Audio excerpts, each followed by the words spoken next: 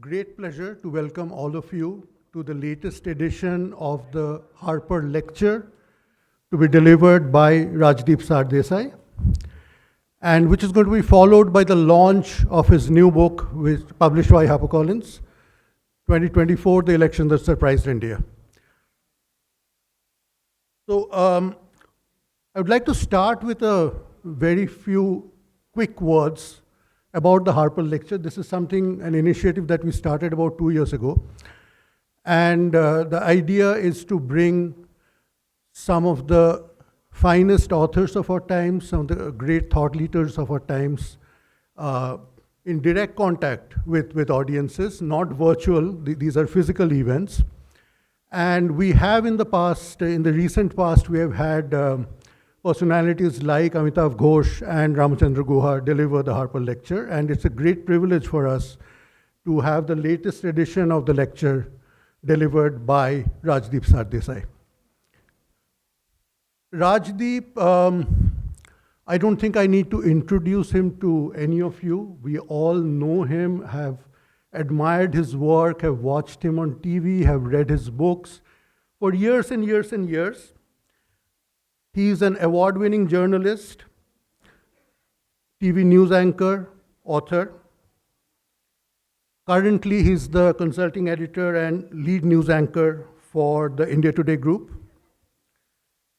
And he has over 3 decades of journalistic experience. Many of us have actually grown up watching him on TV and reading his books. He's the author of 2 best-selling books before this one, on the 2014 elections and the 2019 elections, and he's also the author of a book that I personally love. Rajdeep and I share a common interest in cricket, and his book Democracy is 11, which is his cricket book, is also, I think, a firm favorite for many of us.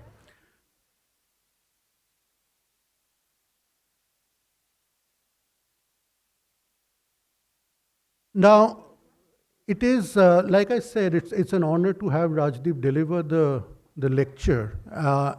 And that is, part of that is because he is somebody, we have very few people like Rajdeep amongst us anymore. And that's a pity, but it's a real joy to have someone like Rajdeep. Tremendously insightful, says it like it is, always forthright, always on the ground. I mean, you've seen his coverage of the 2024 elections.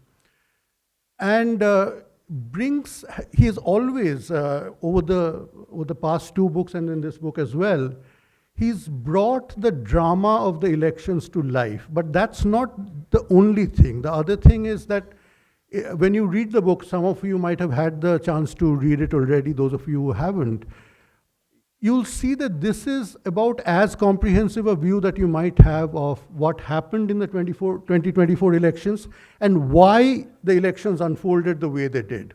What is the backstory? What are the inside stories? Why did things pan out the way they did? And it's not a story that begins and ends in 2024 at all. It is a story that begins at least 10 years earlier, and it is a story that will go on for years to come. That is one of the things that makes this book so very special. The other thing, of course, is Rajdeep's inimitable way of writing and saying things. It's a joy to read. It's, I think, close to 500 pages, but it's an absolute page turner. And those of us who have worked with him on the book, it was just a joy to read through it, to edit it, and finally to take it to publication. We will have the launch of the book a little bit later in the evening, the formal launch of the book. Today is Constitution Day, as many of you know, 26th November. 1949 was when the Constitution was adopted, and we are celebrating 75 years of the Constitution, the defining document of independent India.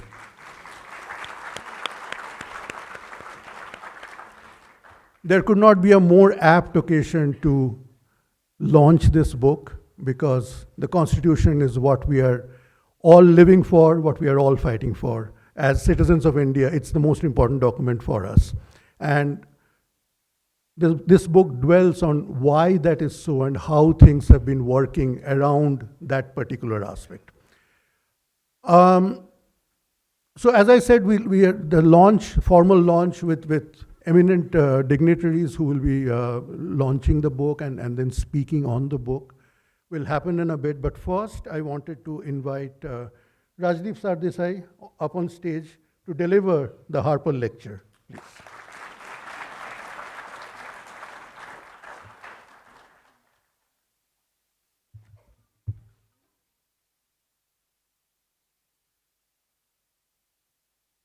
Thank you, then. Thank you very much. And thank you to each and every one of you who's here on this very special occasion. So thank you all for being here despite the Delhi traffic, the pollution, the VVIP culture. And I was told when I was coming in, someone said, "Why are you wearing orange today?" And I just wondered whether we've reached the stage where even colors determine one's ideological preferences or otherwise. This is purely, I pick up the first kurta that I get out of my cupboard. And it so happened to be orange. There is absolutely no other reason. And I'm not apologetic about the color. No one has a monopoly on any color. And the wonderfulness,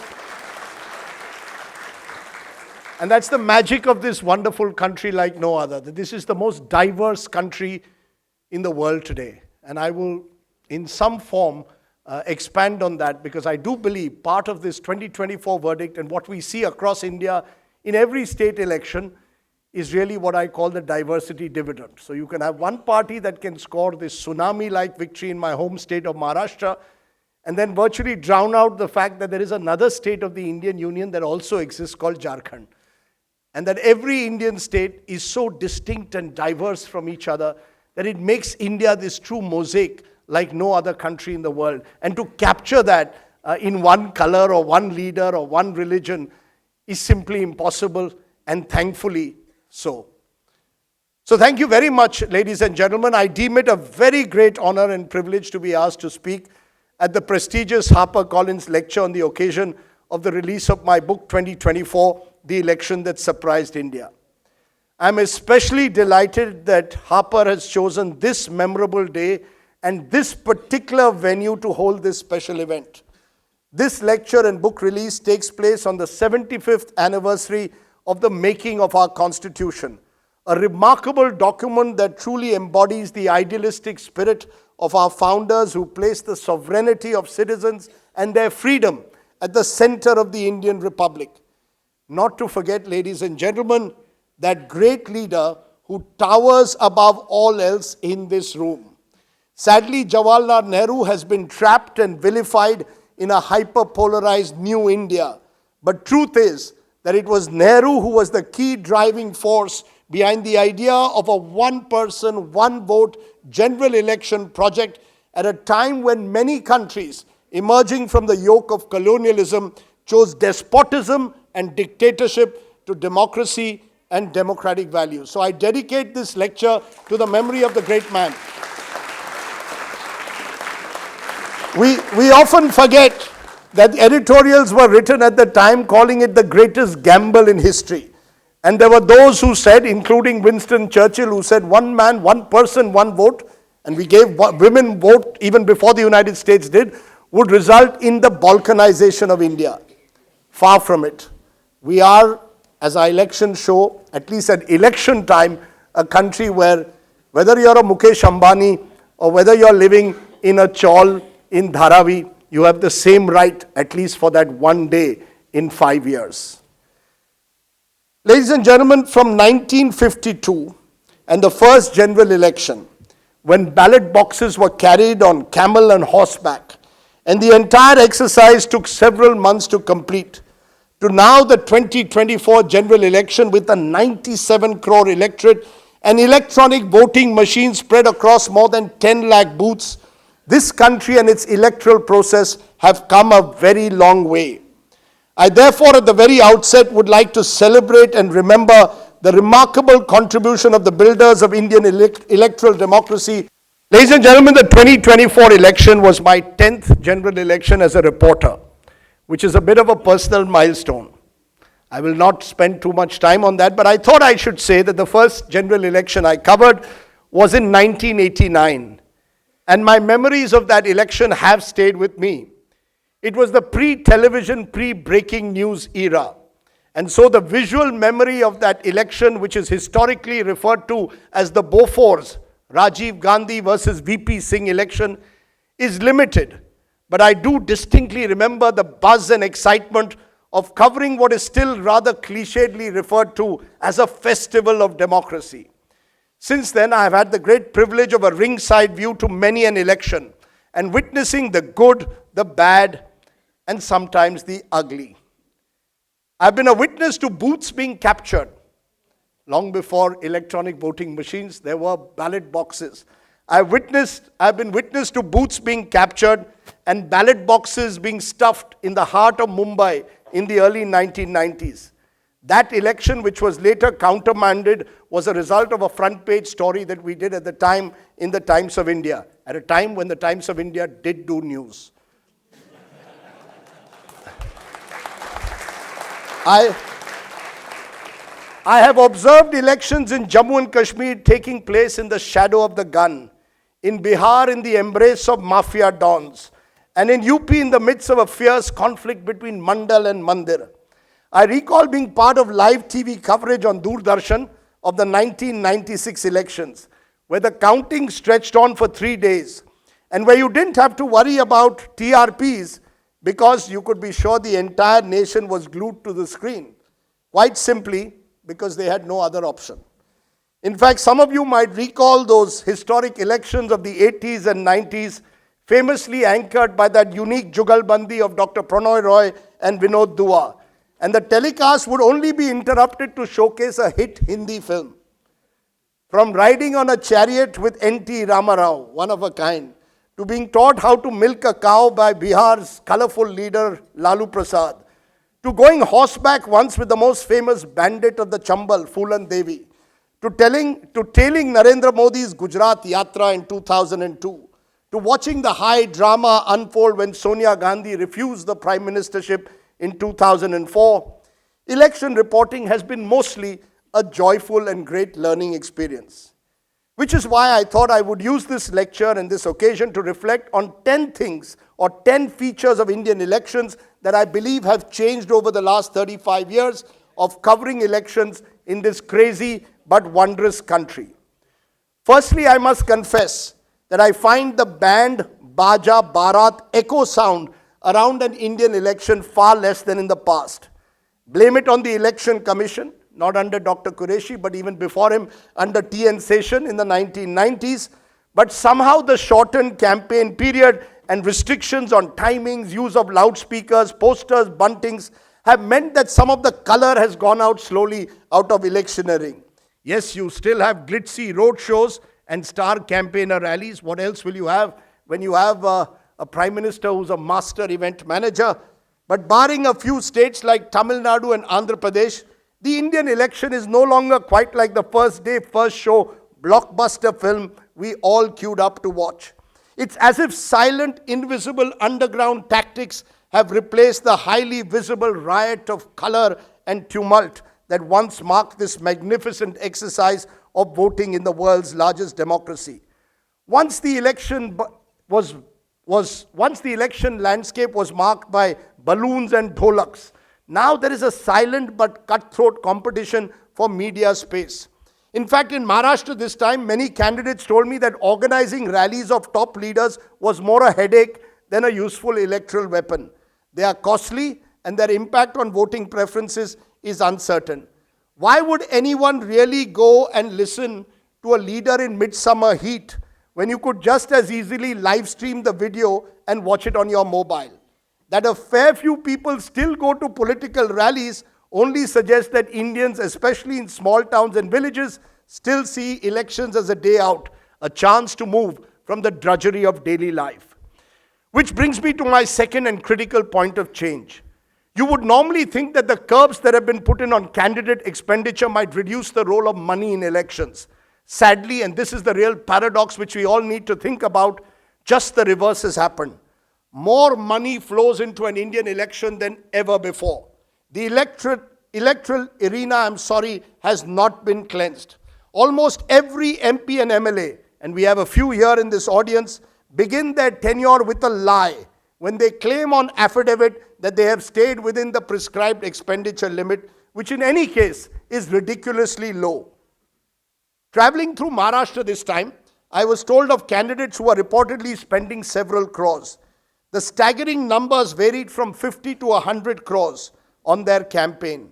Just how and what they spent their money on is uncertain. But just the official seizures from the enforcement agencies in Jharkhand and Maharashtra were up to over 850 crores, 7 times more than the amount seized in the 2019 elections. That is only the tip of the iceberg. Truth, my friends, is money power has greatly undermined India's electoral process, even leading to serious charges of votes being bought. Liquor bottles that were distributed the night before elections are now passé. Now it's an open bribe for votes. Money was always a factor in Indian elections, but the influence of big money and indeed the asymmetry when it comes to access to financial resources is more visible than ever before, and has meant that there is simply nothing like a level playing field left in Indian elections. This time on the highway from Nashik to Mumbai, every hoarding after a few meters was that of the ruling party. The opposition was almost totally invisibilized. Yes, we bought the hoarding spaces several months ago, I was told. Money flows into those in power and out from them too. The Indian political league is like its cricketing counterpart. It's immune to recession. At least the IPL auction takes place in full public gaze and we know who gets paid how much. In politics, the deals are stuck in darkness behind closed doors. Thirdly, and this is again a reflection of how money has skewed electoral politics, we are seeing what I call the de-ideologization of politics that's gathered rapid pace. While researching the 2024 election book, I was astonished to find, for example, as many as 114 candidates in the BJP list of 435 were one-time Congress leaders. That is over 25%. In fact, more than 500 MPs and MLAs have defected between 2014 and 2021, according to an ADR report, around 35% of them to the BJP. Just as staggering is the statistic that shows over a third of Maharashtra's MLAs have been in more than one party in the last decade. It only reveals how defections and switching parties is now an extremely profitable enterprise. The lure of being on the right side of power or being made ministers is now so overwhelming that no ideological affiliation seems to matter. What is just as troubling is that voters also don't mind. Most of those who defected in recent times in states like Goa, Karnataka and Maharashtra have been instantly re-elected. It seems even God can't stop the defection industry. In Goa in 2022, the Congress decided that they would make all their candidates, I think Mr. Chidambaram was there, to pray in a church, a temple and a mosque and vow that they would stay loyal to their party after the election. Election done, a majority of the MLAs switched. Unless there is a law that bans an elected politician from holding a ministership for at least 5 years, if he or she defects during a 5-year term, there will be no end to the Ayaram, Gayaram culture in politics, or should I call it now, Aya D'Souza, Gaya D'Souza, or Aya Patil, Gaya Patil. Fourthly, and this is just as troubling, and it troubles me perhaps as much as it should trouble us when it comes to money, is the growing influence of caste, but particular religion in the election discourse, especially the latter.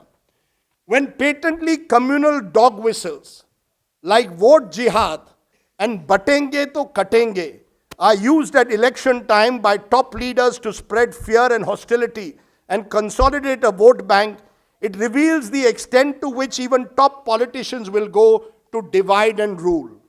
Like so much else in our electoral politics and indeed in our lives, it isn't as if the misuse of religion and religious symbols only began in the last decade.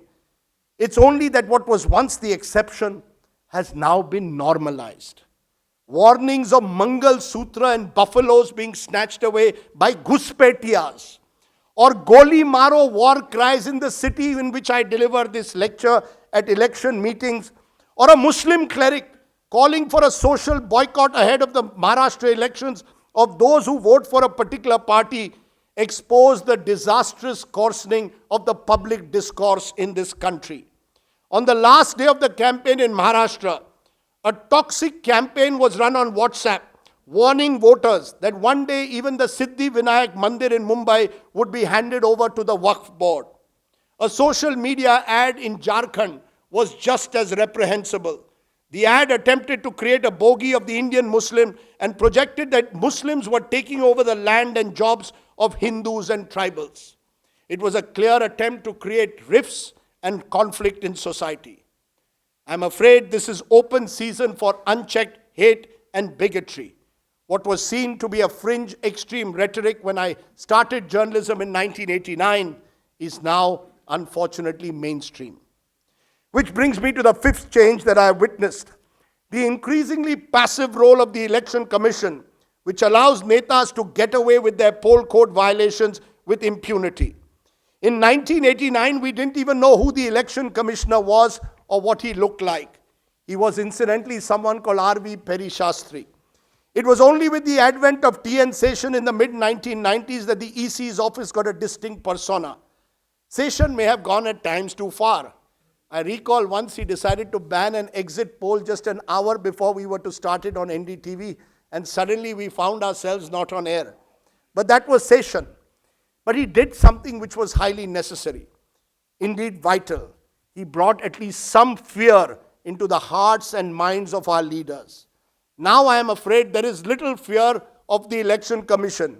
A local functionary may be pulled up, but rarely, if ever, is a top leader acted against. And when it does happen in a perfunctory manner. The Election Commission was meant to be a tough, neutral umpire. Instead, sadly, it's become a 12th man, mostly batting for one side. A bit like what Pakistan's umpires were like in cricket matches in the 1980s. Imagine democracy as cricket, my other great passion. What would happen to the game if the umpire only allowed one side to make the runs and take the wickets? Which brings me to my sixth shift. With the EC unwilling to or unable to act decisively, there is no level playing field. A level playing field isn't simply about allowing each and every citizen to exercise their right to vote for a party or to contest an election. It is about creating the objective conditions under which no party feels discriminated against and one side is not favored. This prima facie requires key institutions to act in a fair and responsible manner. And this is simply not happening. I write in my 2024 book with increasing concern about the weaponization of agencies. Chief ministers being arrested on the eve of the general elections in a 2-year-old case. Income tax notices dating back to 1990s being served on the main opposition party and their accounts being frozen with just weeks to go for the election. And the Enforcement Directorate, or by the now well-known ED, adopting a pick-and-choose approach in corruption cases. All of this creates a situation when an election is being fought where one side does not have the benefit of institutional protection. I was interviewing Hemant Soren during the Jharkhand elections, and he told me that he was facing on a daily basis still IT cases while the electioneering was going on. Let's be clear, the government machinery has always been misused by whoever is in power. Lest someone think that this only happened post-2014. But the brazenness by which the rules of fair play are violated stands out now. I might remind you here that in 1975, the Allahabad High Court disqualified Indira Gandhi's 1971 election victory from Rai Bareli, barred her from holding any elected post because she had used the services of her personal assistant, then a government servant, Yashpal Kapoor, for her campaign. The court called it an electoral malpractice. Today, forget individual officials. Entire government agencies are pressed into service for electioneering purposes. One wonders what judgment Justice Jagmohan Lal Sinha of the Allahabad High Court would have delivered today. The seventh shift, my friends, is the increasingly transactional nature of the relationship between voters and their leaders. An election is now like a candy shop where you are suddenly showered with all kinds of goodies. The freebie culture started arguably in Tamil Nadu. Mixers, grinders, color TVs, and so much more were on the menu. The offerings have now extended to promise of mobile phones, laptops, and yes, plain and simple cash. A sarpanch in Marathwada, who I know from my early days of traveling through that part of the country, told me recently, Sahib, आम्ही कधी life मध्ये एवढे पैसे बघितले नाहीये. That they saw in this election in Maharashtra this time. A Ladki Bahin scheme in Maharashtra was initiated just months before the election. Rupees 7,500, including a Diwali bonus, good luck to them, was transferred into the account of more than 2 crore women. When I asked the Chief Minister about it, he said, I am empowering women of Maharashtra. What it really was doing is compensating for a visible lack of income from productive employment. Call it a bribe or welfareism. Elections are now driven by a short-term guarantee competition. You won't improve the quality of schools and hospitals in this country because it will take time and effort, but you will ensure a cash transfer into bank accounts to ensure that your votes are secure. Is cash in hand a revdi or a game changer or both? Cash identity and cash benefits are a recipe for poll success. These two C's constitute a cancerous model that could spread even more rapidly in the future. I want to though say, when I went again to Maharashtra this time, there was a woman I met whose husband had committed suicide. A farmer, like many farmers tragically in Maharashtra. She owed a loan of 1 lakh. And I sometimes wonder, maybe that's the only way in this country. If you're not going to provide people the basic benefits, maybe the way out is that you provide people at least with some cash in hand. Another danger, and this is the 8th change I see, is how much like money, religion, and caste identities, even dynastical politics of family Raj has become completely normalized. There were an estimated 100 plus political families in the contest in Maharashtra this time, some of them in the business of politics for 3 generations. While every individual has the right to contest, electoral politics is now more nepotistic across parties, with the honorable exception of the left. And maybe if the left became as big as the right, they too would become nepotistic one day. In a sense, electoral politics is often a closed door for many talented young men and women because ticket distribution is so heavily skewed in favor of those with family connections. A political family across generations ensures there is a monopolization of scarce resources. The 9th shift is the manner in which elections are getting a municipal-like flavor at the constituency level and a quasi-presidential style when it comes to leadership contests at the top. Many voters now expect even MPs and MLAs to act like local councillors, from repairing a broken drain to filling up a pothole to getting admission in a nursery school. The Neta is no longer judged by their performance in Parliament, as and when Parliament functions, but by their ability to get things done at the local level. Not surprisingly, the lucrative business model, for example, and I again use my home state like Maharashtra, involved this time ruling party MLAs being allotted huge funds for road repair. Most of the contracts were reportedly handed over to favored contractors then for a commission. Janta was happy, roads were getting repaired. MLA was happy, he's getting the money. And so the circus continued. It might be useful to also remind you here that some of the constituencies in the country like Bengaluru North, for example, are simply way too large. 30 lakh electorate. How can it effectively be represented by one person? Downsizing of constituencies could lead to a more effective governance, more accountable form of governance. At the same time, at the top, the electoral battle has turned increasingly presidential. In 2024, Narendra Modi was the NDA candidate across 543 seats in the country. All you heard was Modi ki guarantee. Many people did not even know the names of their candidates. Perhaps that was the case in a previous generation too, when, for example, an Indira Gandhi was totally identified with the Congress campaigns. But in this multimedia age, it is so much easier to craft a larger-than-life personality cult around an individual and have it projected into 24/7 media from which there is no escape. Which brings me, my friends, to my 10th and final shift, which is, well, the elephant in the room. the media. I must confess that when I was writing that final chapter on the media in this book, I was wondering whether I should. And then I said I would be dishonest to the next generation if I didn't. Media narratives in the 1980s were doubtlessly heavily weighted in favor of those in power, then mainly the Congress. It's just that at election time, there seemed to be in those days at least a genuine attempt to ensure that both sides got equal coverage. And importantly, that questions were asked to both sides. I recall tracking VP Singh as a young journalist in that famous 1989 campaign in Mumbai. He was the opposition's face, who was given ample coverage across newspapers and was happy to take all questions thrown at him. Today, I'm afraid the camera relentlessly follows specific individuals in power at election time, as if in a trance. If All India Radio was called All Indira Radio in the emergency years in the mid-1970s, Doordarshan performs the role of His Majesty's voice even more effectively now. Private news channels, or at least a number of them sadly, are scarcely different. In terms of content and coverage, one party and one leader are all that seem to matter. The questions are asked to the opposition and not to those in power. Like the Congress of yore, the Modi-led BJP dominates the news agenda like never before. Certainly not since the 1975 to 77 emergency interlude, and I wasn't around at the time. I must confess to having some amount of personal disillusionment at the fate of today's media.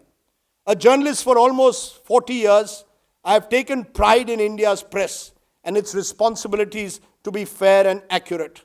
The press in this country has a great inheritance of speaking truth to power. Yet today I wonder if those ideals are being strongly maintained. Indeed, had it not been for the rising tide of social and digital media, it is possible that the opposition story in particular would have been entirely lost in the cacophonous drumbeat of Charso Par that the party in power had put out across media platforms. The media's role at election time deserves a separate lecture, and dare I say, another book. But let me end today on a more hopeful note. This is, after all, the 75th anniversary of our Constitution. And despite the many concerns that I have voiced, I still remain a cheery optimist, particularly when it comes to electoral democracy. Truth is, elections in India are now more competitive than ever before, fiercely contested with a wide variety of candidates reflecting the energies and aspirations of a restless, evolving citizenry. Not every candidate is a dynast, and many of them have remarkable life stories to share. Gender power in particular, both amongst voters and candidates, is now gradually redefining electoral politics. You get the Mahila vote, you can win an election. Just look at how consciously every party now woos the woman voter. Which is why, as I said, I want to end on a more positive note. In one of the chapters in my 2024 book titled Stories of Hope, I suggest that money power is a necessary but not a sufficient condition to win an Indian election. Where else but in India would a Sanjana Jatav, a 26-year-old Dalit mother of two from Rajasthan, or Geniben Thakur, the only Congress person to win a Lok Sabha from Gujarat in over 10 years, win an election? Geniben, in fact, crowdsourced her way to a famous victory against the odds, while Sanjana became an Instagram star.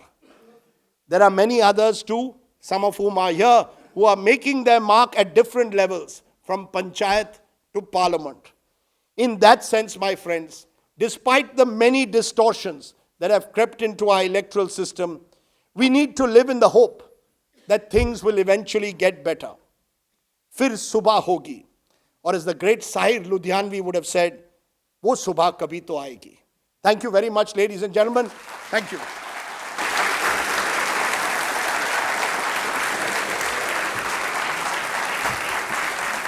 Thank you.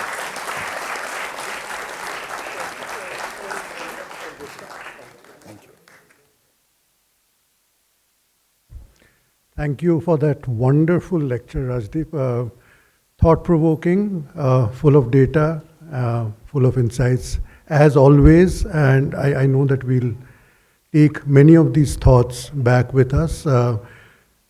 That was a brief lecture, but more on those lines you will be able to encounter in the book.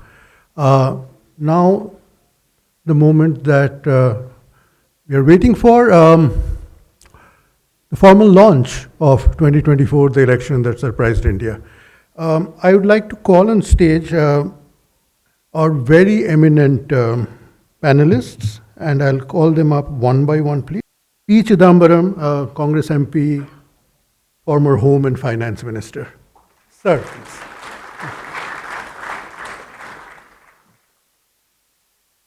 Dinesh Trivedi, from the BJP, former Union Railway Minister.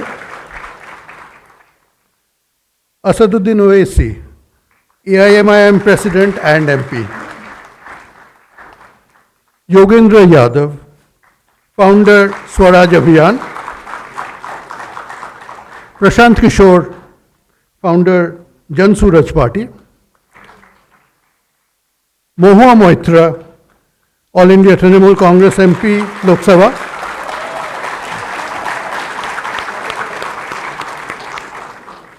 And of course, already on stage is Rajdeep. We'll all unveil the first copy of the book.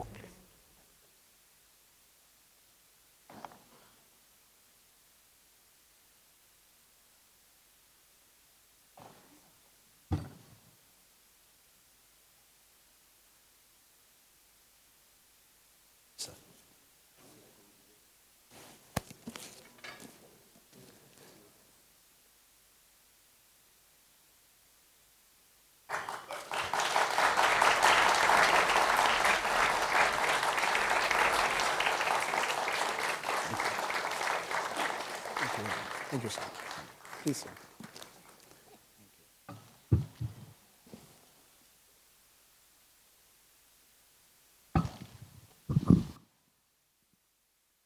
Just so you two all have quick your things mics. before I get off stage. I would like to thank our partners, the Prabha Khaitan Foundation.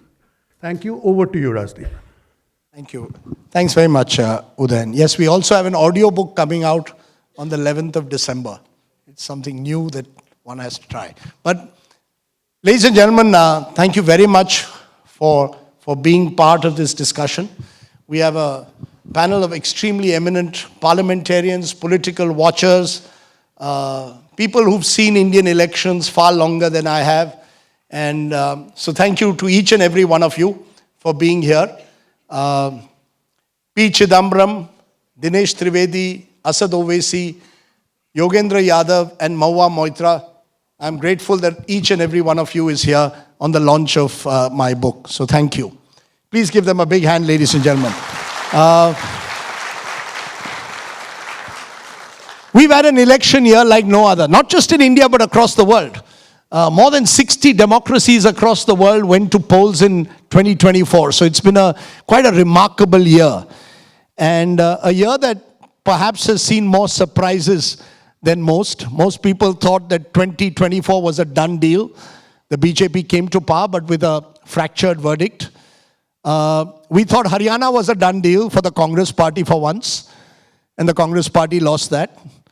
And then we had Maharashtra, where some of us could see that one side was winning, but I don't think anyone predicted quite the tsunami that took place in Maharashtra.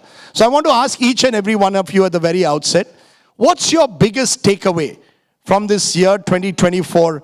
What is it that, what does it tell you about elections in this country in particular? Why don't you start, Mr. Chidambaram?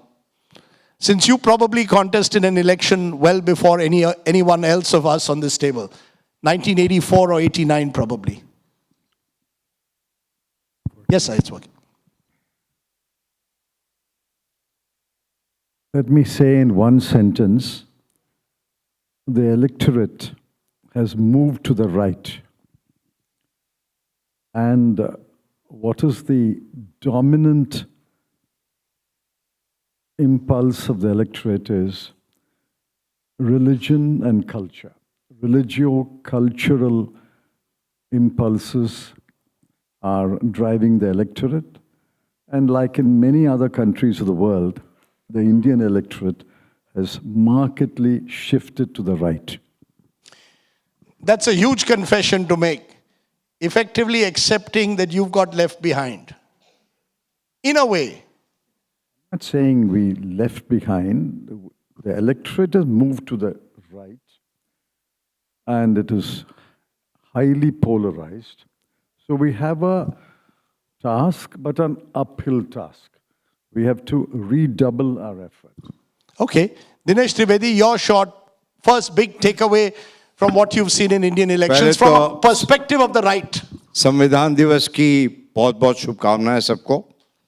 उसके बाद में ताली हो जाए क्योंकि there is no GST on ताली. I must confess one thing. I've launched the book, but I don't take any responsibility of it. Or Rajdeep is very conjuice.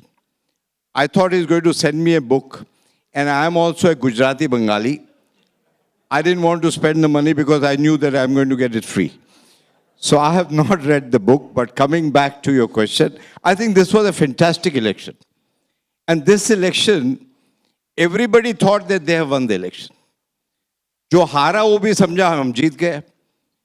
And the party which won was made to feel that they have lost the election. So the beauty of this democracy, the vibrant democracy, that everybody was happy in 24 election. I don't know about the media, but I think everybody felt that, yes, this election was nice and we have all won. So that is the most exciting part of 24 election. Okay, interesting. Asaduddin Owaisi, what's your biggest takeaway? Not just the general elections, but this big election year, which in a way has now got shadowed by what we saw in the last 2 months in Haryana, Jharkhand, Maharashtra, and Jammu and Kashmir as well. In this 24 parliament elections, followed by Haryana, J&K, Maharashtra, and the Jharkhand, I feel it's a victory and victory of Hindutva. The secular parties giving up their secular ideologies, if they had. And thirdly, the otherization of minorities, in particular the Muslims. These are the three important takeaways which I take from 24 general elections to Kashmir, and then followed by Haryana, Maharashtra, and Jharkhand. What do you mean by the otherization of Muslims? Because it is very easy for any political party, especially the BJP, to create a fear of Muslims amongst the majority community. And secondly, you have these, the secular parties also very reluctant, apprehensive to talk about the political empowerment of the Muslims. And that is why you see that in your book which you have written, you only have 24 Muslim members of parliament getting elected, whereas the other backward class community and the upper caste community are well represented up to their population. So this is also a big takeaway. Okay. Yogendra Yadav, your big takeaway from this dramatic election year? Rajdeep, we live in an age, and not just in India, where it's getting increasingly useless to describe countries as democracy or not democracy. I think there are hybrid regimes all over. Democracy is not a state of affairs. Democracy is a momentary affair. So in moments you feel, maybe I experienced democracy, then it just goes away. That's what this year was. And to my mind, the real significance of this election was that there was this was not an election really. This was a plebiscite. And the plebiscite sought to change the nature of Indian state. Not from democracy to dictatorship. I think these are not very meaningful categories. For the last 10 years, we have been competitive authoritarianism of the kind that you have in Turkey, of the kind that you have in Hungary, and of the kind that we almost had in Sri Lanka. And 24 election was an attempt to change it from competitive authoritarianism to electoral autocracy of the kind that we have in Russia. And the significance of 24 election is that the people of India said no in this plebiscite. That to me is the real outcome of this election, not the 240 seats, not who forms the government, but the fact is that, because in a plebiscite it's either yes or no. And the people of India said no. And Rajdeep, one of the things that you say in your book, I think it's a very deeply analytical point, and people might see it just as a journalistic flourish, so I just want to underline it, that the credit for this must not go to any political party, not to any of the dominant opposition parties. The credit in the last instance must go to the people that they stopped this slide. But it is just they've just applied brakes. We have not reversed yet. And the last 4 assembly elections are very painful reminders that our republic, which was going just down the drain, the people have applied brakes. We have not reversed. And the task of resuming the journey to the Subah wo jo kabhi aayegi still remains. I call it that we are in an intermission at the moment in Indian politics in a strange way. And Indians, when you go for an intermission, you come out of the darkness into the light to take a break, and maybe we are taking that break. But Mahua Moitra, your big takeaway for someone who this has been a rather tumultuous year, 2024. Thanks, Rajdeep. Listening to everyone, and I think coming from a math background, I think it says 2024, the election that changed India. That surprised I think I would like to keep this to the parliamentary election and not go into the state elections either before or after the parliamentary election. So let's keep it to the parliamentary election. I have gone through 2 Lok Sabha elections in my life, the first in 19 and the second in 24. And if I were to compare the two, I would agree with Yogendra ji in saying that 19, I think, was an election that really, to me, brought out sort of, I reached a point where I couldn't recognize my country, honestly, to be fair. And in 24, in 24, the democratization of media was something that was starkly different from 2019. So in 2019, we had TV, we had WhatsApp, we had all of that. In 2024, what was different was that, yes, there was Godi media, yes, there were paid news anchors, but YouTubers and like every single person had access to and decided they were going to play a part in changing the narrative. So this democratization of media was something that we saw in 24. The second thing was that came out of this election, of the 24 election, was that this was a vote, you can agree with me or not, but I believe this was a yes or no vote against Mr. Modi. Everything was about Mr. Modi, and the election was fought on his name. And in that way, if we look at it, this was a vote against Mr. Modi. The country didn't give him 272.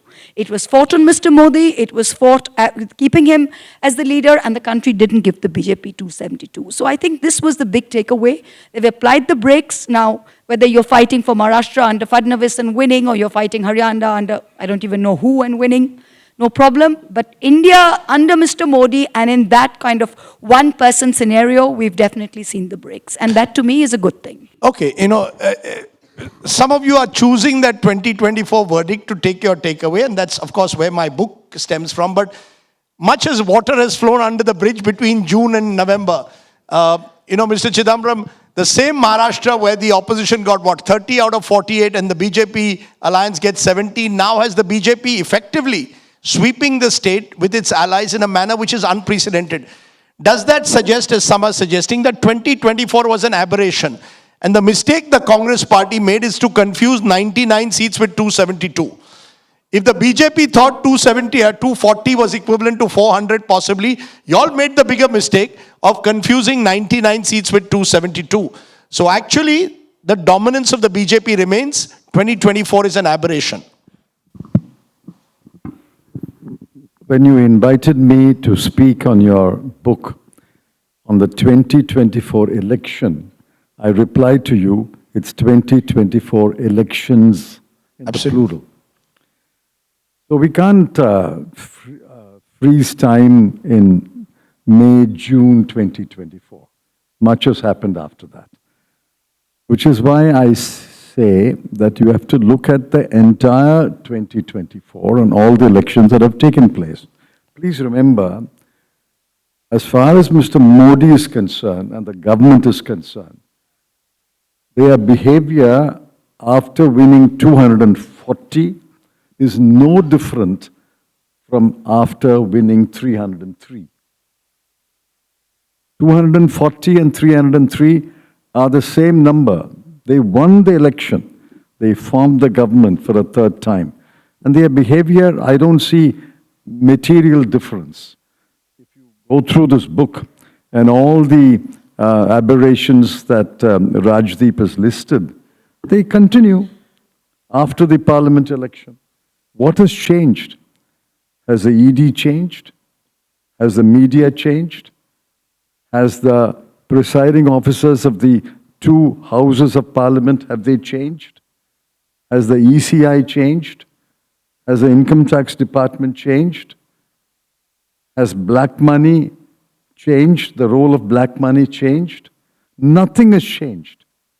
In fact, we delude ourselves in believing there was a major change was brought about by the 240 seats in the election. We hoped it would bring about a major change. But as far as I can see, there's hardly any change before 240 and after 240 in the way this country is run, in the way the institutions are behaving. I'm going to get Dinesh Trivedi to respond, but sir, if you can just say, isn't the problem that the Congress party thought change had taken place, that you mistook that 99 for 272. You thought Mr. Modi had been defeated. Today, 5 months later, you're being extremely introspective. I didn't see your party being as introspective in June of 2024. Then they were celebrating. You read my column immediately after the 2024 Lok Sabha elections. I caution that this cannot be construed or misconstrued as a shattering defeat for Modi or an outright win for the opposition. Read my column. Okay, maybe your party should read the column, but that, we won't make this. You know, the easiest thing is to do Congress bashing. I know, so that's the soft target. But you want to respond, Mr. Trivedi? No, it's very clear that nothing has changed. The opposition has thankfully not changed either.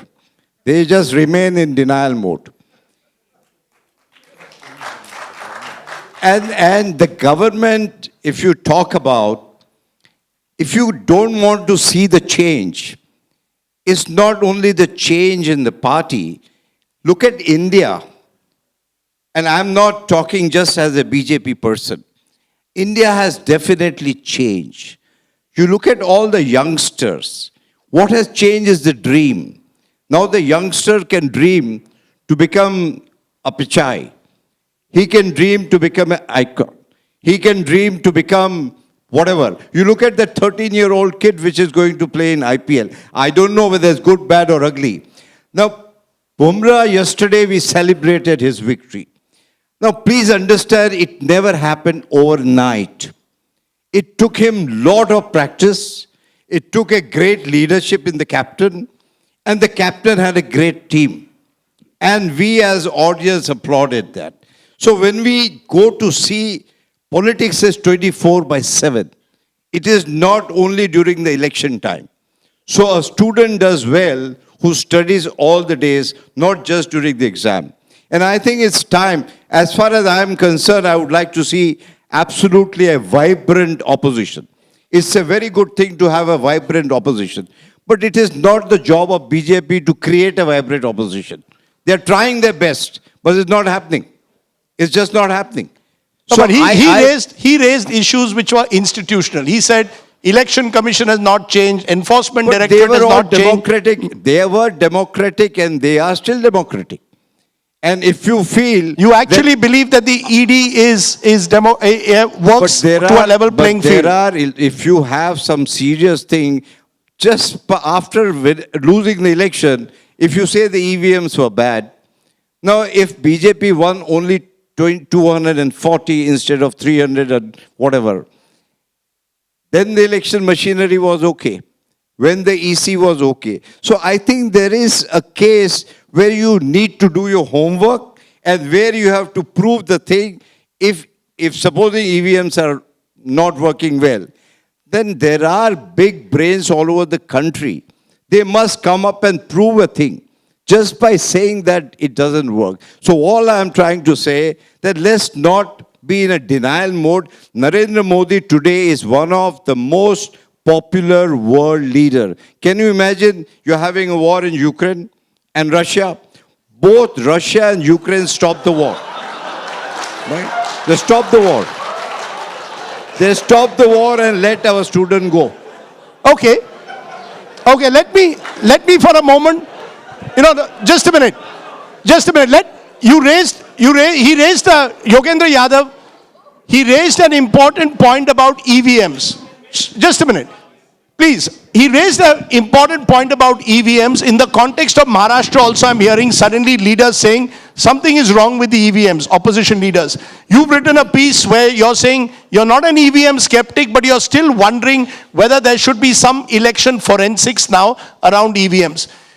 Don't you think that that is part of the problem? This is the denial mode that Dinesh Trivedi says. The opposition is not willing to concede that maybe things are changing on the ground. Maybe in Maharashtra, there were new equations that were built, whether it's through money power, whether it's through the outreach of the RSS, working among Hindu Dalits, working among OBCs. Is the opposition living in denial when it targets EVMs? Do you really believe something is wrong with EVMs?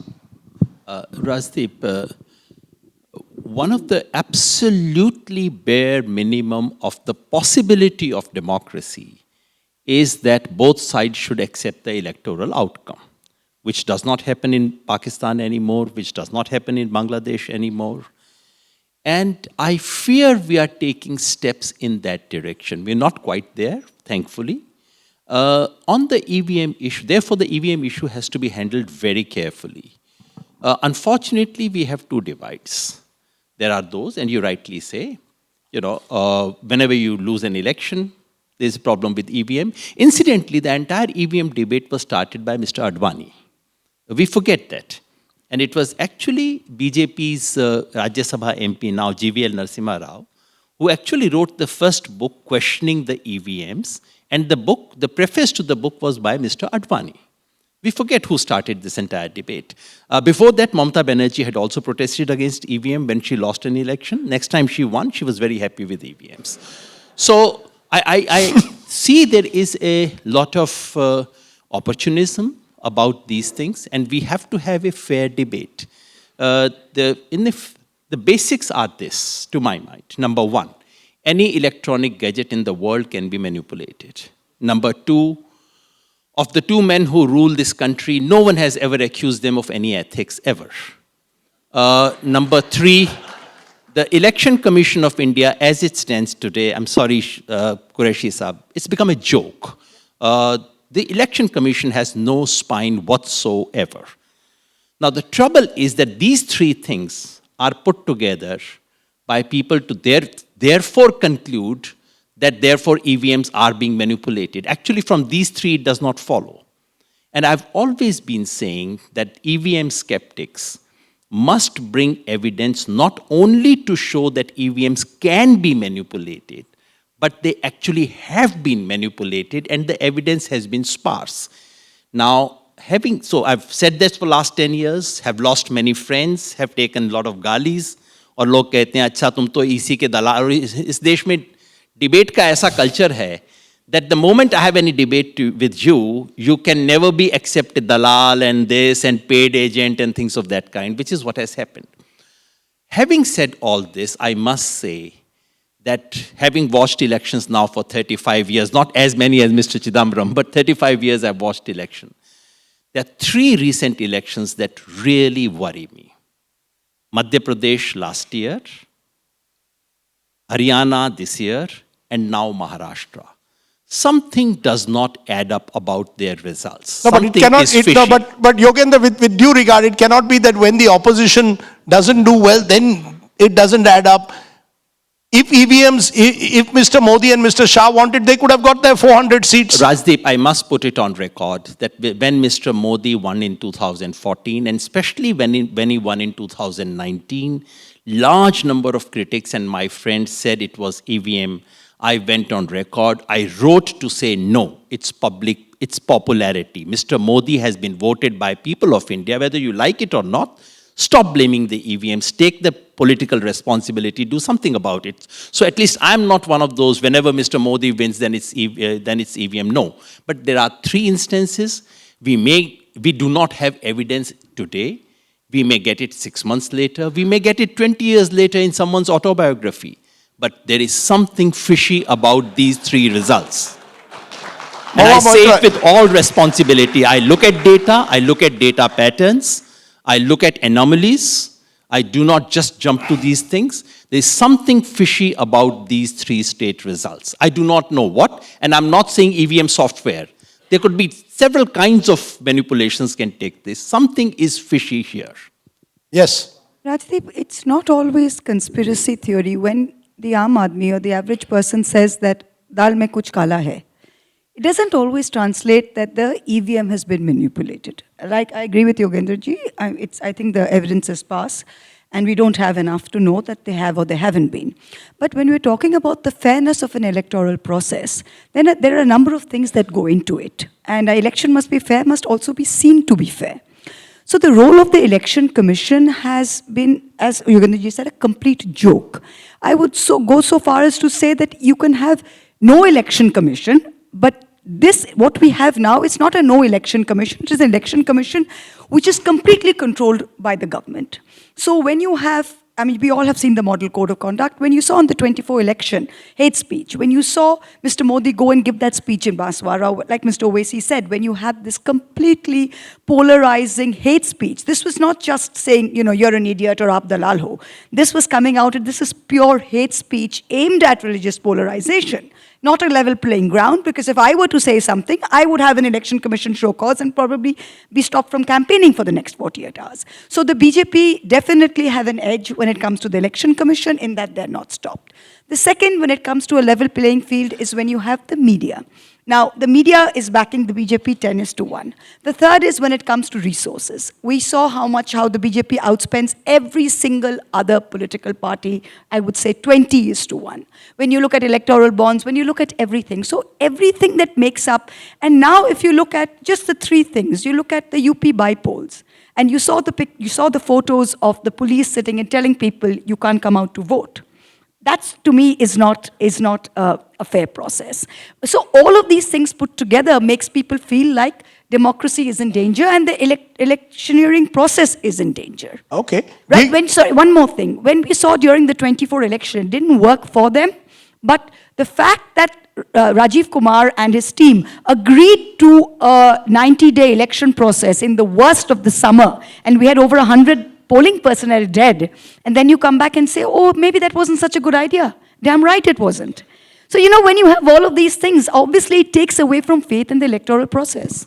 I just for a moment want Mr. Chidambaram, because you've been a home minister and a finance minister, to respond to that. Would you support going back to ballot papers? I listed in my speech how I saw ballot boxes being stuffed in the early 1990s. Are you in favor of a return to the old system, given all these EVM skeptics that now exist around us? See, I admit that there are hundreds of EVM skeptics. Elon Musk is an EVM skeptic, and he says we should go back to the ballot paper. But I have had no bad experience with EVM. I can only speak of my experience, because I'm confined to a constituency on polling day and counting day. So I can't speak for 542 other constituencies. But there are enough EVM skeptics, and Elon Musk was on record saying we should abolish EVMs. That's one of the changes in 2024, that now Indian politicians quote Elon Musk. No. But, but we'll, okay.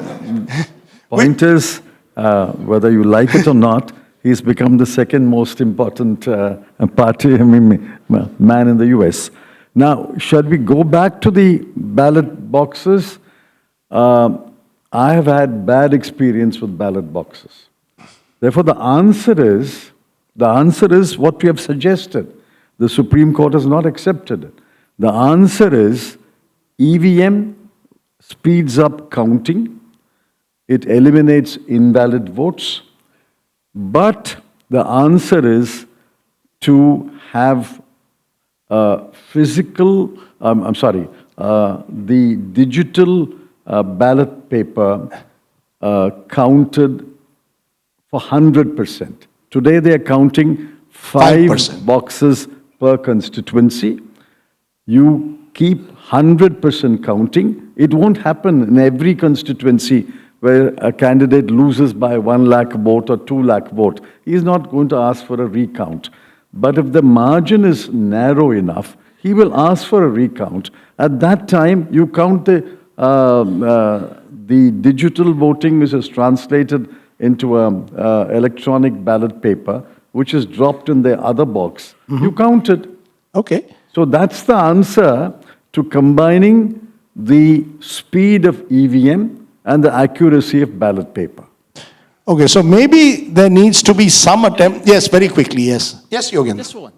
You see, I don't think it's necessary, and I completely agree with Mr. Chidambaram. There is no need to go back to paper ballot. What you need are 2 things. Number 1, voters should be able to verify that the vote recorded is indeed the way she had voted. Right now, I can see, but I can't do anything. There should be a way of validation. It can be, and it should not be electronic. That should be manual. And number 2, the counting should be physical parchi counting. The electronic machine can be used as a shortcut to begin with, but the authentic result has to be a result of physical counting of parchi. There are many ideals of democracy, but counting votes in 2 hours has never been a democratic ideal ever. That we take 24 hours, there's absolutely nothing wrong with it.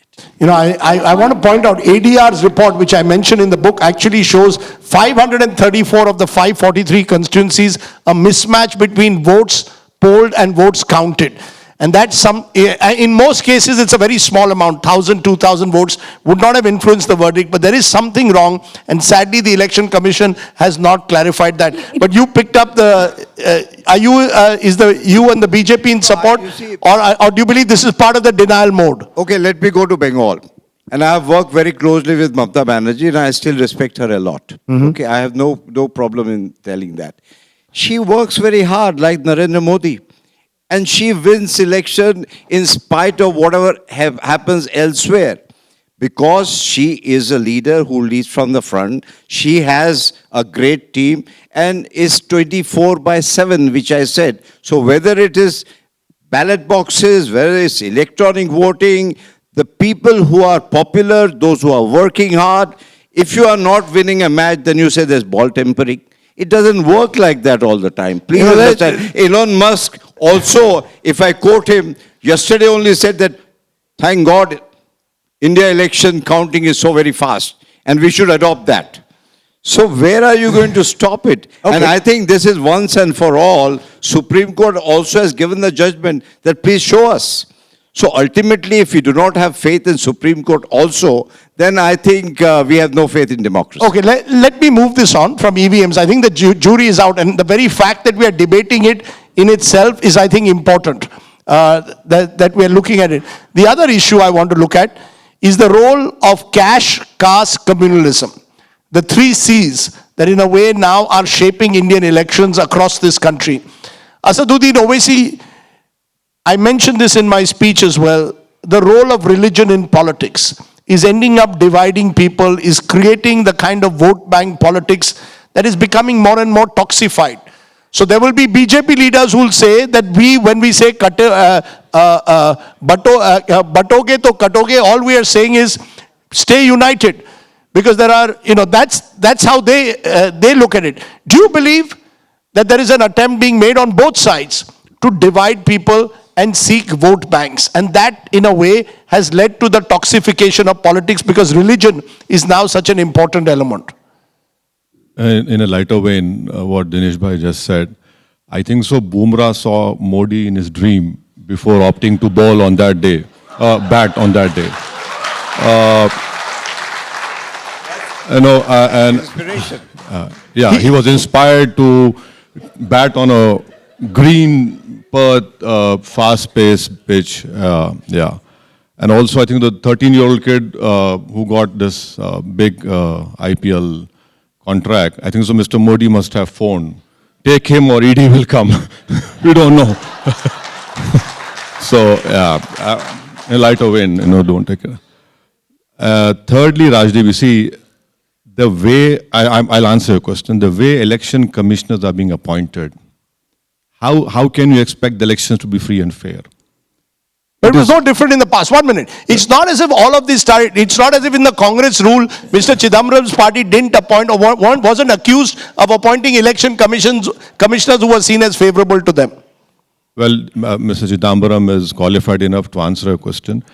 But as far as the present system is concerned, you don't want the CGI to be there. You want a committee comprising of the government to select the election commissioner. One. Secondly, is it possible to know the source code of that EVM?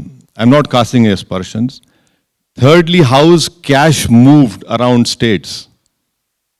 We don't move the cash.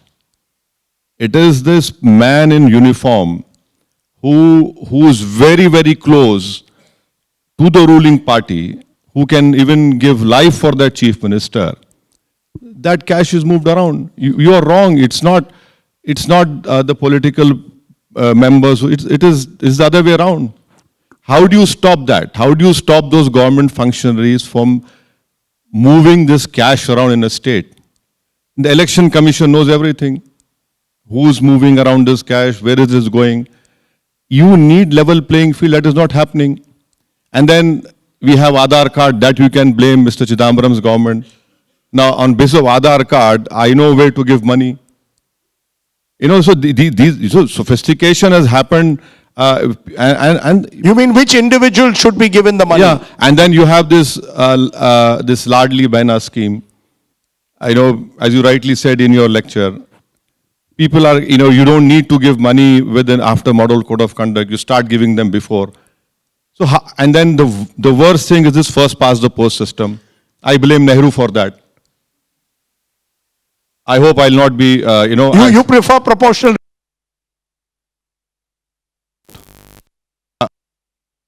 Now one with 180 votes. It was a nightmare for me. But the first past the post system, and then you rightly said about the constituency having 30 lakh voters. I have 24 lakh voters. What do I do? Now coming back, take this, juxtapose this with communalism.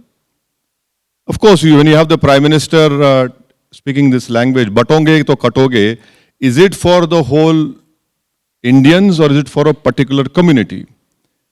Ek hai to safe hai, is it for the whole Indians or is it for a particular community? When you say Dharam youth or jihad, who are you addressing to? Are you addressing it to all the Indians who believe in diversity, pluralism, or it's a particular community? And lastly, in Aurangabad, there are videos wherein a BJP member is surrounded on polling day by 200 women and is giving 500 rupees. The election commission is sleeping. Had it been someone else, I think so the repolling would have been ordered. But we've seen that in other states, Karnataka, Telangana, Andhra Pradesh. Cash is not something again that started in 2014. When you have a video on an important junction place in Aurangabad, a BJP leader is distributing money, surrounded by 500 women around him. I don't blame the women, see, because Modi has made everyone poor. So they want money. Now 500 rupees is a great thing for them. Now election commission is not doing anything. And a person who's the deputy chief minister of Maharashtra takes my name and says, Owaisi, Dharam youth, or jihad. Where is jihad in elections? Where is Dharam youth? Because you're also accused of catering to a particular community. When I travel with you in Aurangabad, you're also playing vote bank politics. Rajdeep, I know whenever you see me, you have to ask this question to balance your, whatever balance you have to do. So, you quote a speech which I have said on these lines.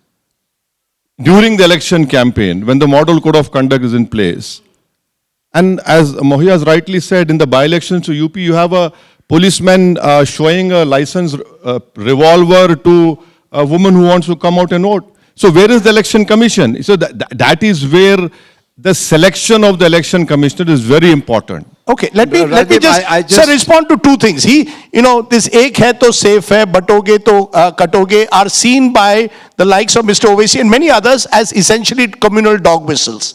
That it is designed to divide. Rajdeep, we are underestimating the voters.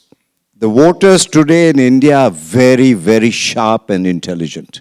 Please understand, okay, you give money, but he'll ultimately vote for the person he wants to vote for.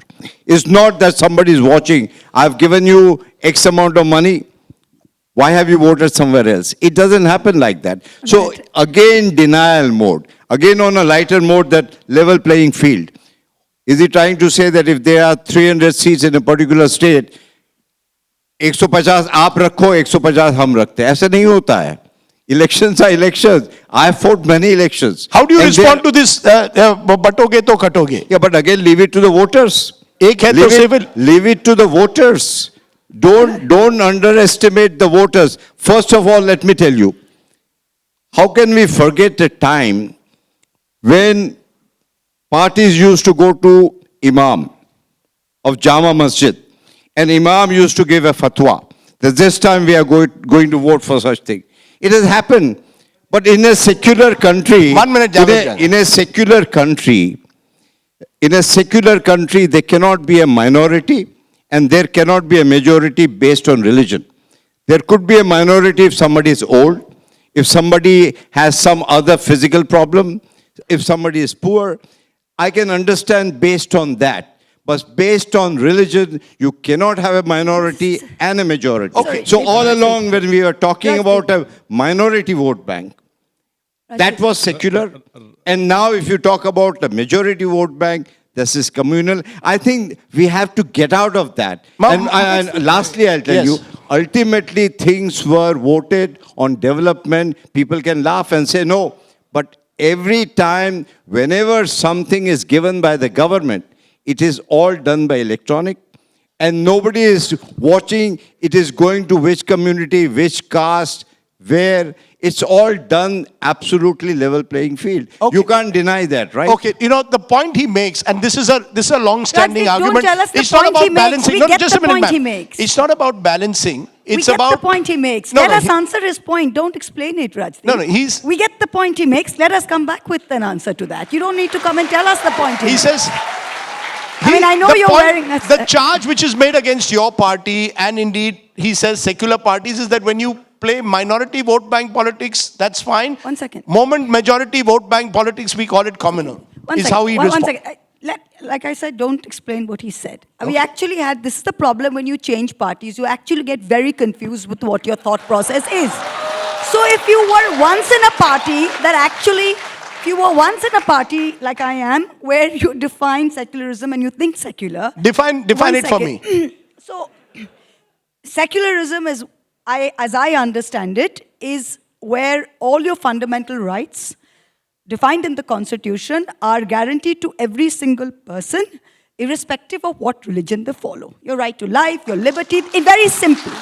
That is the basis of our Constitution. To me, that means the fact that I have access to this water. If we are two poor people and there's one drop of water, I will have equal access to it. My poverty may define me, but my religion won't.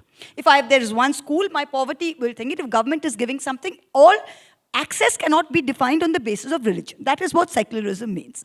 Now, unfortunately, with all due respect, Mr. Trivedi is my senior in the party. I have the greatest respect for him. But you cannot be sitting here as a card-carrying member of the BJP and actually tell us that we are in a secular country. We are living in a country where the dharma and the sort of proclaimed idea of this government is to have a Hindu Rashtra. That's the whole idea. The idea is that we don't want to be a secular country. We just had a PIL in the Supreme Court, which was yesterday, which said that India shouldn't be a secular country. That the word secular was added in the preamble. The BJP lives and dines off this, that India isn't a secular country. We've brought in a CAA, which is seeking to define our immigrant policy, which as far as India is concerned, should be on people, on poor people, on disadvantaged people having the right to live in our country and seek refuge. But we have our cutoff is not humanitarian grounds, our cutoff is religious grounds. These things have made us all very ashamed on a global stage. So please don't sit here and tell us that the BJP government follows secularism in any form. I'm sorry, sir, you are then in the wrong party. If you still believe that, I'm happy to come back to ours. But Ms. Moitra, just one final time to press the point, because this is, an important point. The fact is, as Mr. Trivedi pointed out, there was a time when political parties did go to the Shahi Imam and seek his support for votes, community votes. We've seen that in Maharashtra as well this time, that particular ulemas, so on their own, people in Goa, wouldn't people in Goa go to the church? What is the difference between that and what you say is your definition of secularism? 1 minute, I'll tell you. I was an MLA before. When I'm on my campaign trail, I will have a meeting with the bishops. Krishnanagar has, my Tehata subdivision has 2 to 3% Christian vote. I will reach out to the Christian community. They will have tea for me. I will go and meet them. I will have the Matuas from East Bengal, a large part in my constituency. I will go and meet their leaders. If the minority, the imams have a meeting, I will go and meet them.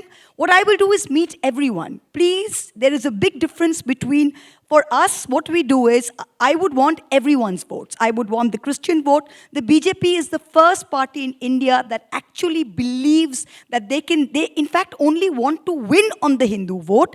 And they say that I want this exclusionary politics to continue. हम मुसलमान को MP नहीं देंगे. हम राज्यसभा में मुख्तार अब्बास नकवी को नहीं लाएंगे. हम जफर इस्लाम को 2 बार रीनॉमिनेट नहीं करेंगे क्योंकि हम दिखाना चाहते कि हम इनके बिना जीत सकते हैं और हम कुर्सी पे बैठ सकते हैं. That's the difference. That we have not seen before. The BJP candidate against me, Rajdeep, did not go to a single, I campaigned 14 hours a day, she campaigned 4 hours a day because she only went to the Hindu booths. There was a difference, right? The point is, yes, I want to support Mahua. The BJP has not fielded a Muslim candidate in 3 Gujarat State Assembly elections. The BJP has not fielded a Muslim candidate in 2 UP elections, although the Muslims are 20%. In the last Maharashtra election, the BJP did not field a single Muslim candidate in 288 constituencies. That's because the BJP says that Muslims don't vote for our party. Now, Mr. Owaisi is not going to field, for example, a Hindu candidate in Aurangabad Central. He will field Imtiaz Jalil. See, I am ready to give ticket to you. Will you contest from my party? No, come on. Then why would you want... On record, I am saying this. Then why would you want a non-Muslim on the Waqf board? That's okay for applause. If the Muslims, then why would you want a non-Muslim on the Waqf Mr. Owaisi, board? you're not going to give me the ticket. Let's be clear. Rajdeep, you see, you must do your homework properly. No, the same thing. No, listen to me. When you see me, I don't know what happens to you. So we... No. That is the national flag also. You cannot appropriate go ahead. that. Yeah. So we do give tickets to non-Muslims.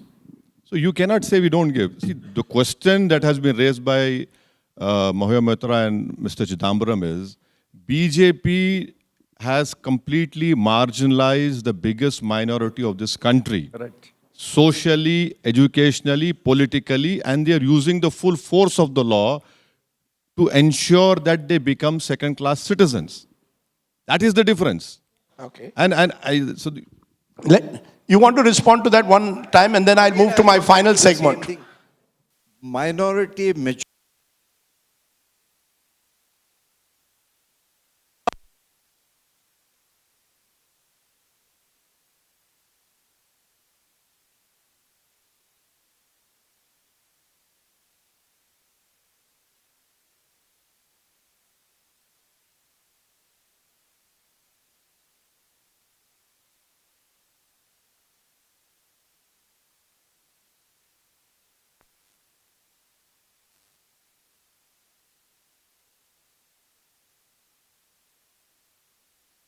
As far as competing with others are concerned. If you are always given the crunches, and I must tell you, if most of the Indians today are there in all the multinational companies, they are heading. How come they are heading? Because there is something in us कि हस्ती हमारी मिट्टी नहीं, कुछ है बात हम में.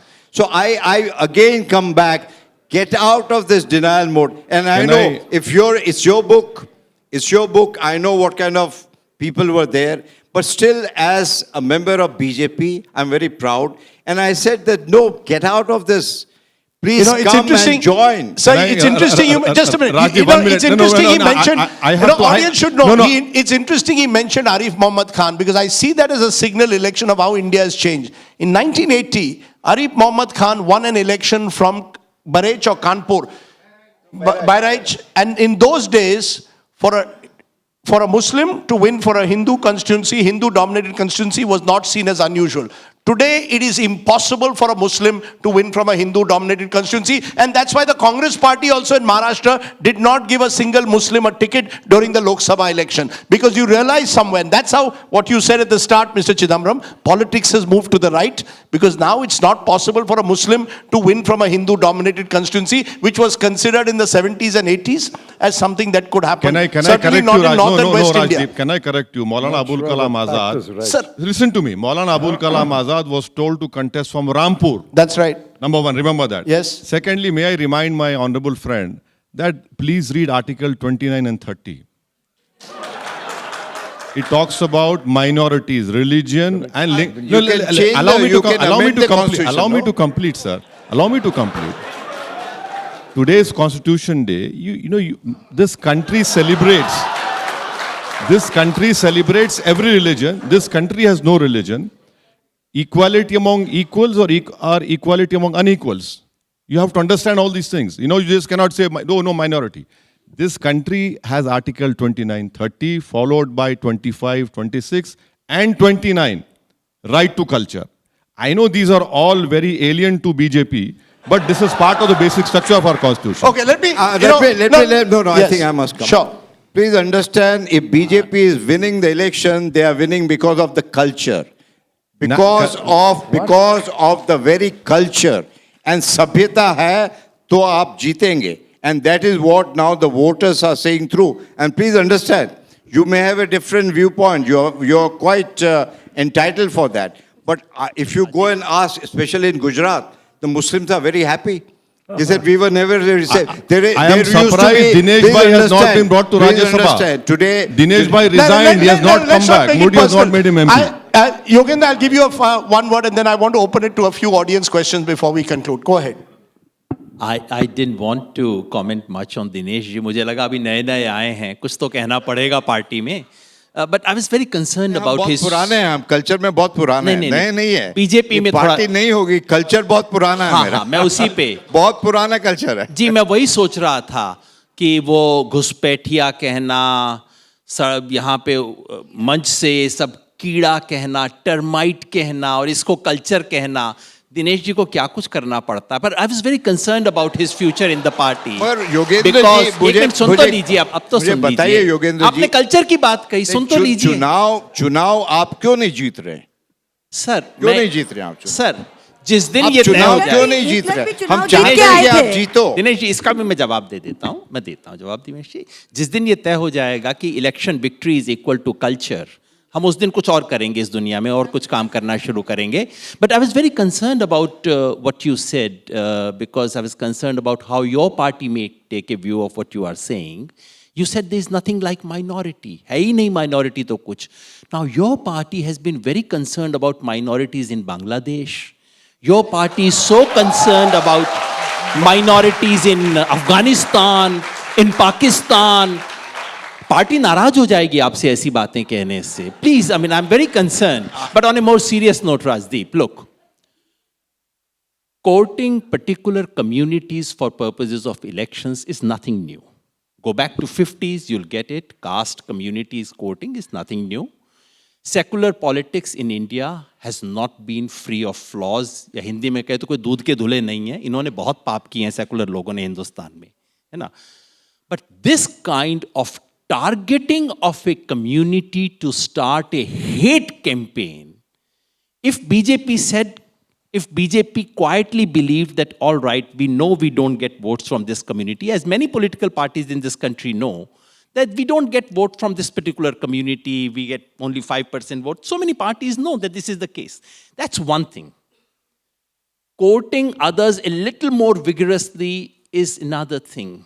But launching a hate campaign and using state machinery, using everything at command, and using Godi media to spread this hatred in the country, that's altogether different. And I don't expect Dinesh ji to be able to say it. I'm sure when the cameras are off, he would be able to recognize it. A year ago, he used to recognize it. That to me is the ultimate crime. That to me is what BJP, that to me is defiling the constitution that we seek to celebrate today. Okay. Let me on that note, get in a few audience questions. Mr. Dushyant Dave is there. He's a permanently angry young man at the Supreme Court. Now, from one Gujarati to another, hold the mic. Y'all are both Gujaratis. Who says we must forget the difference between majority and minority? I don't think Mr. Trivedi or his colleagues in the BJP have ever read the Constituent Assembly debates. It was Sardar Vallabhbhai Patel, their icon, who was the chairman of the Minority Committee during the drafting of the Constitution. And Sardar Vallabhbhai Patel, when he presented the report of the Minority Committee, said, and this is very important, that, and he told us, the Hindus, that put yourself in the shoes of the minority community and realize how you are treating them. And then you will realize the pain that they suffer. He says it is on the day when you will realize this, that the difference between the majority and minority will disappear. Now this is, unfortunately, Mr. Modi and BJP would like to have a 3,000 crore statue of Mr. Sardar Vallabhbhai Patel, but they don't want to follow his ideals. Secondly, Rajdeep, you said, Sahir Ludhianvi, fir subah hogi. Let me remind you, and with great respect to each one of the panelists on the dais whom I know and personally respect, that Sahir also said, Jinhe naaz hai Hind par, wo kahan hai? The real problem of India today is that we don't have people who can lead this country. We are the victims, the citizens. We are the victims today, and the entire country has been hijacked by the political class across the party lines. We have no say left, and we are left to fend for ourselves. Okay. And this is a No, real you don't challenge. agree. Mahua Moitra, let her respond to you. There is this belief just that a sec, one more point. politicians are disconnected from citizens. Rajdeep, Yes. one more point. The thing that you have missed the most in your book and this discussion is the role that has been played by the judiciary in last few years. I was just going to come to that. And that is the biggest challenge that this country is facing. No, that I'm it's waiting not for the you, elect- Mr. Dave, to write that book. My book will never be published, I can assure you. Even Harper won't publish it. Okay. But this is, unfortunately what is happening is that election, these hate speeches, for example, by Mr. Modi during the election of 2024. I mean, if Mr. Chandrachud, who has now fortunately retired, he could take suo motu action in a unfortunate case of a rape and murder in West Bengal. But he had no courage to take suo motu action in a case like that.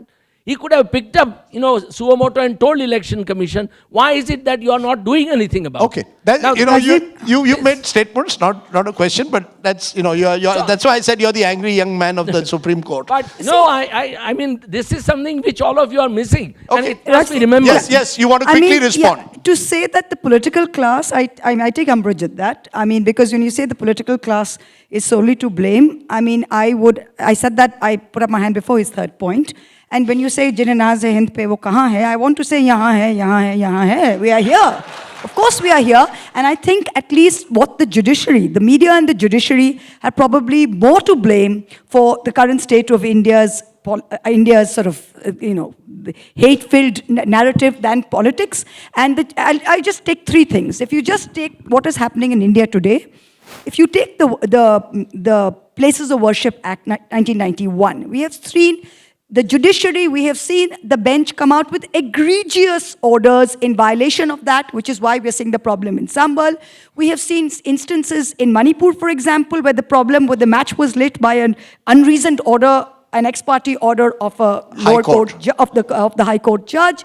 So I mean, the judiciary hasn't really covered themselves with glory. And what I would also like to say today from this platform, and I will continue to say it in Parliament next week, is that for every TEDx lecture and for every sort of, National Juridical Academy lecture that every judge does, if you could have 0.1% of that in your orders, I think you would make India a much better place. Okay, let's get a young person there. Yes, yes, young man. Hello. Sawal पूछेगा. Yes, yes. My question is for Barrister Asaduddin Owaisi. Sir, in India or in the world, every politician has their parameters on which they define their success in terms of electoral gains or increasing the vote share. And you have been leading your movement since 3 decades, if I'm not wrong, and there is not much electoral difference at the national level. So apart from electoral gains, what are your parameters on which you define your success and your legacy? That would What he seems to suggest is for a politician, at the moment, it's all about electoral success. Beyond that, what? Do you do improvement in the livelihoods of the people? We've seen in many of the parts of the country, Muslims are ghettoized, conditions, infrastructure is crumbling. Should that be the way you judge your success? Or ki chunav jeet gaye, 1 se 2 seat aa gaye? It includes everything. It includes winning elections, fighting elections, in never giving up the fight against, ensuring that you get the constitutional fundamental rights. That is very important. So all these things are very important. Okay, 2 more questions. Yes, the gentleman there has been raising his hand. Yes, sir. 2 last questions. 1 here, 1 this side. आपकी audience के लिए बता दूं, बात हिंदू मुसलमान से आगे चली गई है. जो भी डोमिनेंट कास्ट है, हरियाणा में जाट नॉन जाट, महाराष्ट्र में मराठा नॉन मराठा, गुजरात में पटेल नॉन पटेल, यूपी बिहार में यादव नॉन यादव, झारखंड और छत्तीसगढ़ में आदिवासी नॉन आदिवासी. ये घास खत्म हो गई है, हरे वाली घास खत्म.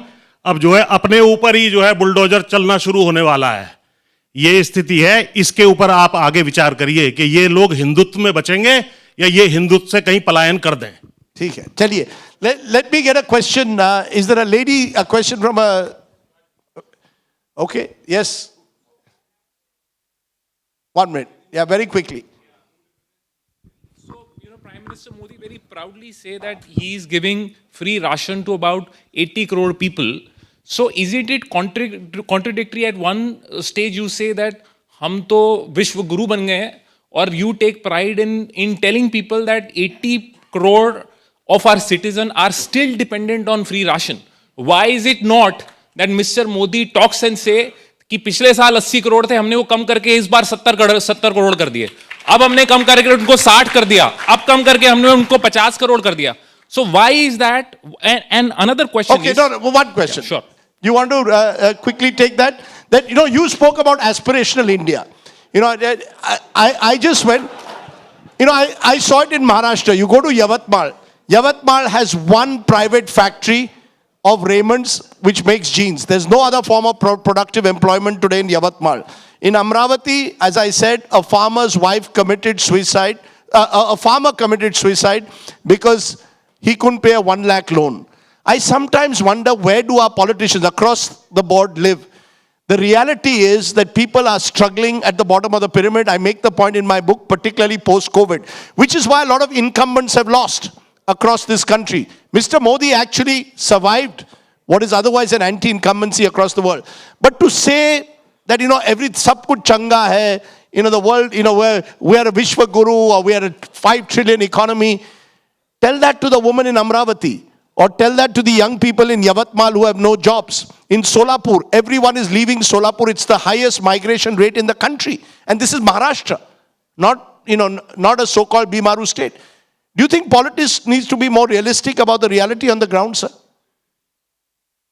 On a larger note, and whatever I have said, I must tell you in the beginning, not only as a BJP person, but as somebody who has seen India, who has contested election, and I am talking as you would understand.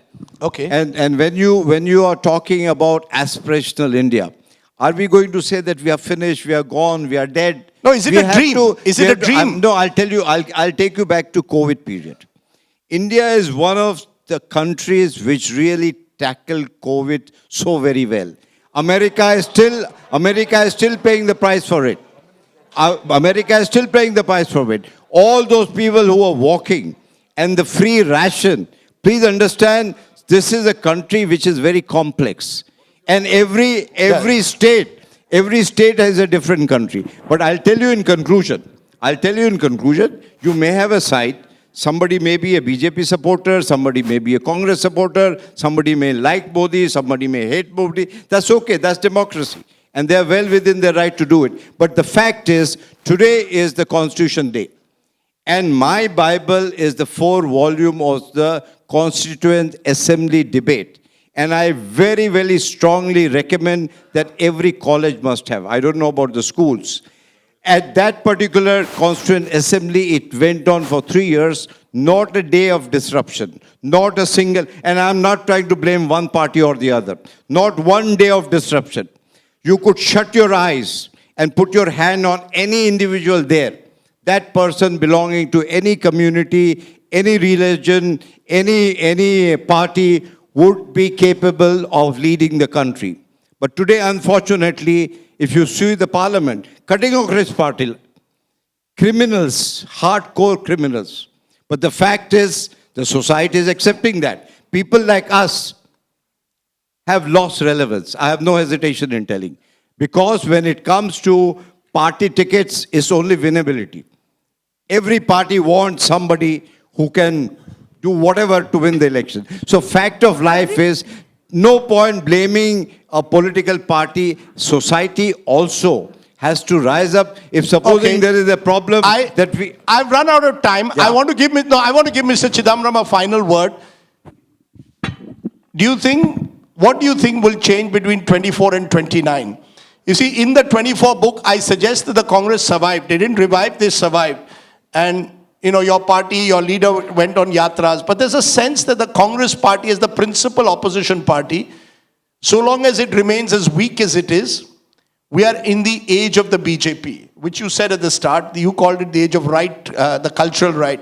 Either way, how do you see the future in the next 5-10 years? Would you accept we are entering a dominant period of the BJP over the next 10 years? I don't accept that. At the moment, the BJP seems dominant. And the rightward shift has bolstered its confidence. But I don't think it's irreversible. I think we have 4 years and 6 months to reverse it, but we need new ideas, new ideators, and new young leaders. A new leadership? Would you look at a Congress beyond the Gandhis at all? Who is the leader of my party can't be decided by anyone except the members of my party. Can you decide who will be the leader of my party? The members of my party alone can decide who will be the leader of the party. What's your view? My view is what the workers say. And if I go to my constituency, and I've said those to you privately, if I go to my constituency today and assemble a random sample of 100 workers and ask them who should be the leader, I mean, besides nobody will mention your name, 95 out of 100 will mention Rahul Gandhi. Rajdeep, sorry, Rajdeep, Yes. to interrupt very rudely. I'm sorry. I adore you, but it's the second event I'm coming. You've got to look beyond the Congress BJP paradigm. Opposition politics in India doesn't include just the Congress. We are sitting here today. We have beaten the sort of trend. We have bucked the trend. So against answer the my BJP. question. Is the future then the regional parties taking on the It could Congress? well be. It could well be. I saw one of your leaders the other day saying Mamata Banerjee should be the leader of the India Alliance. Is that just rhetoric? No, I mean, look, I'm not sitting here saying that it is a reason, but that's not the point. The point is you can't judge India today as just a Congress versus BJP. Okay. I mean, and every trend that the Congress necessarily has with the BJP isn't what the trend, for example, that we see in Bengal or that we may see in other states. So, you have to wake up to that. Okay, And you're a treat trend- opposition politics as not as one Congress versus BJP. Yogendra Yadav, you're a trend spotter. What do you see between, I don't know whether I'll be around, I don't know whether I'll be around to write a 29 book or whether there is a book ahead, I don't know. But if there was to be a 29 book, what do you think the title could be? May I suggest that you should not write the 29 book? Instead, no, I'm serious. I mean, I love this book, and we've not had a discussion about it. But instead, I would want Rajdeep Sardesai to write a book about the Indian media, not just a chapter. Rajdeep, you have known this. No, it's a very good chapter. Everyone should read this chapter. He's not as diplomatic in the book as he is when conducting these discussions. I But Rajdeep, get boxed on all sides, but that's no, but Rajdeep, it's a very serious thing that I'm saying. You are among the very few people in India who have watched, especially the television industry, grow right from the beginning. You have seen its decline, you have seen its fall. And once you write the book, of course, no one would have you on television. But you would have done a service to the coming generations. Someone should record the truth. You have the courage. You do plain speaking, and someone should do plain speaking about what Indian media has done in the last 10 years, last 20 years, I would say, especially in the last 10 years, because, and India is not the only country where it happens, but about India, one can certainly say, media is one of the principal problems of Indian democracy today, more than the political class. I don't belong to that class, but just to continue the point that Mahua had made, now that we are expanding from Congress to regional parties, etc., may I actually say that the future may not lie in any of the political parties, because to my mind, the task of saving this country from the dismantling project which is going on. It's a project to dismantle Indian Republic, frankly. Political parties have played a very minor role so far, almost reluctantly. Public has pushed them to play a role, and they have come to play a role. Do remember, between 2019 and 24, the principal opposition to what Mr. Modi was doing did not come from the Sansad, it came from the Sadak. It is on the street. It is, to my mind, when I look at the future, I look at social movements, I look at people's movements, peasant movements, Adivasi, Dalits, those who've actually taken the risk and fought. In the last instance, allow me to end on a journalistic flourish. Republic is saved not by parties, certainly not by judiciary, all over the world, not by legislatures. Republic is saved by the public. Yogendra Yadav, I appreciate you giving us your insights. I know that the media is a soft target, and I hold no brief for the media, but the very fact that I could write this book while being in the mainstream media is still a credit to the organization that I am with. It is not easy for India today to have someone like Rajdeep Sardesai. That they have it is that there are still spaces. And I would still like to believe that more can be done. I hope that we see many more organizations. And with new technologies, I'm sure that there will be spaces. I write about it in the book, and I said it in the lecture, that digital media and social media offer many more opportunities to democratizing spaces. So I think we all need to introspect. Politicians need to introspect. We in the media, Mr. Dave and Mr. Chidambaram and the judiciary, and indeed we as a people need to decide the kind of leaders we elect, the reasons we elect them. But I don't know whether there's a 2029 book, but I'm happy that I was able to complete the trilogy, and I'm even happier that you all came here and spoke so openly and candidly on this very special day. I'm sure if the great Jawaharlal Nehru was alive, he would be very happy, and he certainly wouldn't have adjourned the House. The one thing, even if he was criticized, he would have allowed you to speak. If you look at the parliamentary debates of the 50s, 60s, what really stands out is that Parliament was never adjourned. They would speak to each other, never at each other. And maybe that's something that we as a nation need to also discover as a people. Thank you all very much for joining me on this special occasion.